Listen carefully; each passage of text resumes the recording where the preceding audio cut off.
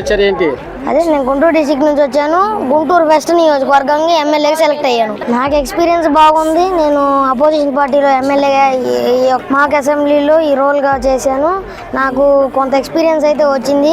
మాక్ assembly conduct చేయడానికి ప్రధాన purpose ఏంటంటే పిల్లల్లో సివిక్ అవేర్నెస్ అనేది పెంచడానికి మరియు లీడర్షిప్ క్వాలిటీస్ అనేవి ఇంకా మెరుగుపరచడానికి మరియు పిల్లలు అసలు రాజకీయం అంటే ఏంది అనేది ఎక్కువ తెలుసుకోవడానికి కోసం అవగాహన కోసం ఈ యొక్క మాక్ అసెంబ్లీ అనేది కండక్ట్ చేయడం జరిగింది. అయితే మేము ఇక్కడ నేర్చుకున్నది రాజకీయం ఎట్లా అసెంబ్లీ ప్రొసీడింగ్స్ చేయాలి, ఎట్లా గౌరవ మర్యాద చేయాలి, స్పీకర్ మాట ఎలా గౌరవించాలి, ఇలాంటివన్నీ రెస్పెక్ట్స్ ఇవన్నీ నేర్చుకున్నాం.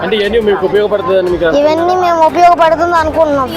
ఇప్పుడు నీకు ఎలా అనిపించింది? నారా లోకేష్ గారు విద్యాశాఖ మంత్రి అయిన తర్వాత నుంచి విద్యాశాఖలో ఏమైనా మార్పు చేర్పులు పడ్డాయి. కొన్ని అన్ని పాత గవర్నమెంట్ కంటే కొత్త గవర్నమెంట్ వచ్చినా కొన్ని అన్ని మార్పు చేర్పులు జరిగినాయి.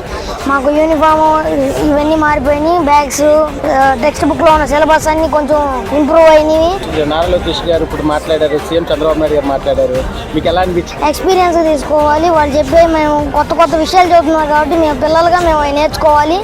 మేము ఈ వయసులోనే వాళ్ళు అంత పెద్ద వాళ్ళతో మేము కలిసినందుకు మేము చాలా లక్కీ. అలాగే వాళ్ళని కలవడమే కాదు, వాళ్ళు చెప్పిన మంచి విషయాలు కూడా విన్నాం. దానికి ఇంకా మేము గర్వపడాల్సిన అవసరం ఉంది. అది ఈ మాక్ అసెంబ్లీ కండక్ట్ చేసిన ఎడ్యుకేషన్ మినిస్టర్ది అలాగే సీఎం గారిది.